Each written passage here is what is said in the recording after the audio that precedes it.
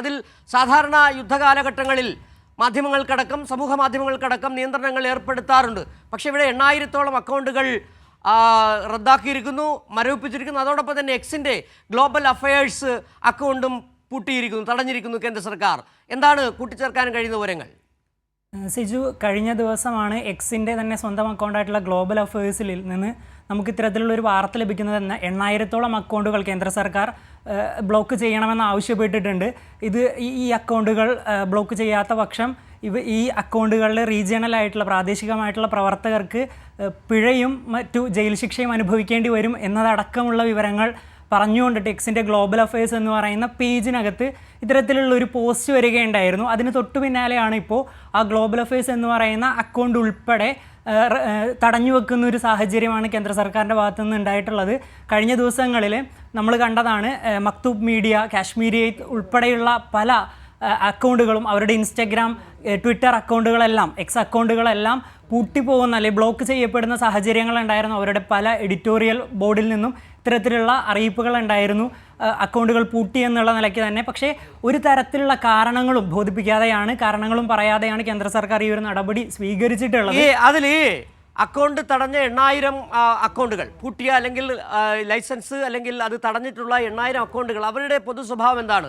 എല്ലാം വാർത്തയുമായി ബന്ധപ്പെട്ട എക്സ് അക്കൗണ്ടുകൾ തന്നെയാണോ? നമുക്കറിയാം, ഇത്തരത്തിൽ ഈ ഭീകരാക്രമണം ഉണ്ടായ സാഹചര്യത്തിൽ കേന്ദ്ര സർക്കാരിൻ്റെ വീഴ്ചയെ സംബന്ധിച്ച് വലിയ തരത്തിലുള്ള വിമർശനങ്ങൾ, വലിയ തരത്തിലുള്ള ചർച്ചകൾ രാജ്യമെമ്പാടും നടക്കുന്നുണ്ട്. അത് പ്രധാനമായും സോഷ്യൽ മീഡിയയിൽ കൂടി തന്നെ നടക്കുകയും ചെയ്യുന്നുണ്ട്. ഈ സാഹചര്യത്തിൽ കൂടിയാകണം വിമർശനങ്ങളെ തടയിടുക എന്നുള്ള ലക്ഷ്യം കൂടി ഉണ്ടാകണം കേന്ദ്ര സർക്കാരിന് ഇത്തരം ഒരു നീക്കത്തിന് പിന്നിൽ.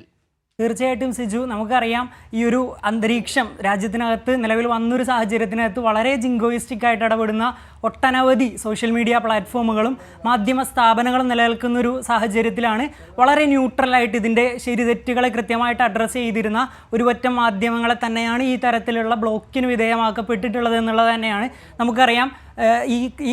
ഈ ദിവസങ്ങളിൽ ലക്ഷക്കണക്കിന് ഫേക്ക് ന്യൂസുകളും വീഡിയോകളുമാണ് രാജ്യത്തുടനീളമായിട്ട് പല മീഡിയ സ്ഥാപനങ്ങളിൽ നിന്നും പല സോഷ്യൽ മീഡിയ പ്ലാറ്റ്ഫോമുകളിൽ നിന്നുമെല്ലാം പ്രവഹിച്ചുകൊണ്ടിരിക്കുന്നത്. ആ ഘട്ടത്തിലൊന്നും ആ സ്ഥാപനങ്ങൾക്കെതിരെ ഒന്നും ഇല്ലാത്തൊരു നടപടി ഇത്തരത്തിൽ സെലക്റ്റഡ് ആയിട്ടുള്ള കുറച്ചധികം സ്ഥാപനങ്ങൾക്കെതിരെ വന്നിരിക്കുന്ന ഒരു സാഹചര്യമാണ് നിലവിലുള്ളത്. അതോടൊപ്പം തന്നെ കഴിഞ്ഞ ദിവസം നമ്മൾ അറിഞ്ഞതാണ്, ഈ നമ്മുടെ രാജ്യത്തിനകത്തുള്ള OTT പ്ലാറ്റ്ഫോമുകൾക്ക് കൃത്യമായിട്ടുള്ളൊരു നിർദ്ദേശം ലഭിച്ചിട്ടുണ്ട്. അവരുടെ സീരീസുകളാണെങ്കിലും സിനിമകളാണെങ്കിലും അത് പാകിസ്ഥാനിൽ നിന്ന് ഒറിജിൻ ചെയ്യുന്നതാണെന്നുണ്ടെങ്കിൽ പാകിസ്ഥാനിലെ ആളുകൾ നിർമ്മിച്ചിട്ടുള്ള വെബ് സീരീസുകളെല്ലാം ബാൻ ചെയ്യണമെന്നുള്ള നിലയ്ക്കുള്ള നിർദ്ദേശങ്ങളെല്ലാം കേന്ദ്ര സർക്കാരിൻ്റെ ഭാഗത്തു നിന്നുണ്ടായിരുന്നു. അതുമായിട്ട് ബന്ധപ്പെട്ടതാണ് ഇതെന്നുള്ള നിലയ്ക്ക് പല രീതിയിലുള്ള വാർത്തകളും വരുന്നുണ്ട്. പക്ഷേ എന്നിരുന്നാൽ കൂടെ ഈ വിഷയത്തിനകത്ത് അതിലിപ്പോൾ നമുക്ക് മനസ്സിലാക്കാൻ കഴിയുന്നത് പാകിസ്ഥാന്റെ പല അക്കൗണ്ടുകൾ പൂട്ടുന്നു എന്ന് പറഞ്ഞുകൊണ്ട് രാജ്യത്തെ ക്രെഡിബിളായ ചില സോഷ്യൽ മീഡിയ അക്കൗണ്ടുകൾ പൂട്ടിക്കാനുള്ള ശ്രമം ഇതിനിടെ കേന്ദ്ര സർക്കാർ നടത്തുന്നുണ്ട്. അങ്ങനെ തന്നെ നമുക്ക് പറയാം, അല്ലേ? അതെ, തീർച്ചയായിട്ടും അങ്ങനെ തന്നെ നമുക്ക് പറയാം. നമുക്കറിയാം, കാശ്മീരിലെ വിഷയവുമായി ബന്ധപ്പെട്ടിട്ട് ഏറ്റവും വലിയ രീതിയിൽ അഡ്രസ്സ് ചെയ്തിരുന്ന ഒരുപാട് മാധ്യമങ്ങൾ തന്നെയാണ് ഈ വിഷയത്തിനകത്തും ബ്ലോക്ക് ചെയ്യപ്പെട്ടിട്ടുള്ളത് എന്നുള്ളത് തന്നെയാണ് ഇതിനകത്തേക്ക് നമുക്ക് പറഞ്ഞു വെക്കാനായിട്ട് പറ്റുന്ന ഏറ്റവും പ്രധാനമായിട്ടുള്ള വസ്തുത എന്ന് പറയുന്നത്. ശരി, അതിലാണ് വിവരങ്ങൾ ഇത് സംബന്ധിച്ച് ന്യൂസ് ഡെസ്കിൽ നിന്ന് നൽകിയത്.